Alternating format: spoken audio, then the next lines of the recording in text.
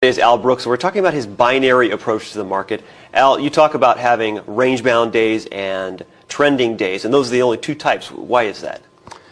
To me, I'm a day trader, and I consider about 40 trades a day.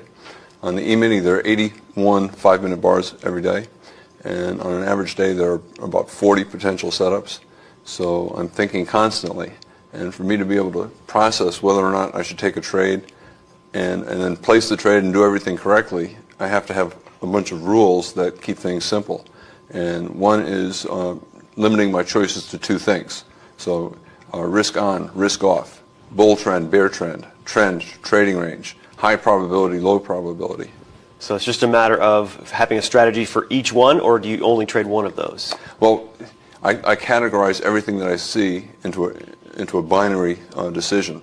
And once I make a decision, for example, if it's trend versus trading range, if it's a trend, I'll look to swing more of my position. If it's a trading range, I'll look to buy low, sell high, and scalp. So it determines how I want to trade. If the trend is up, I want to buy. If the trend is down, I want to sell. Is there any kind of objective way you gauge this? Is it previous highs and lows? You're drawing trend lines, or how do you do that? I use many tools.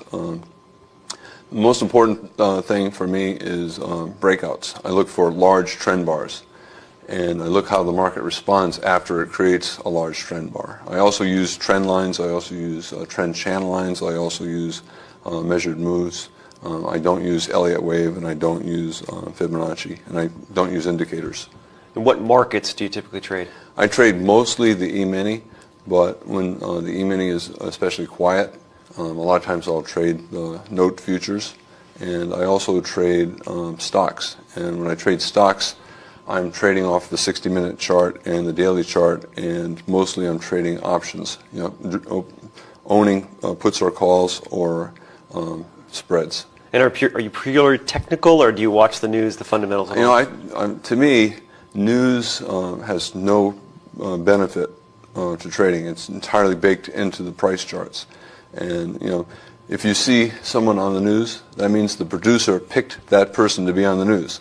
And the producer picked that person among all the different choices. The market always has people with opposite opinions. That producer picked a person with one opinion. There's someone equally smart with the absolute opposite opinion.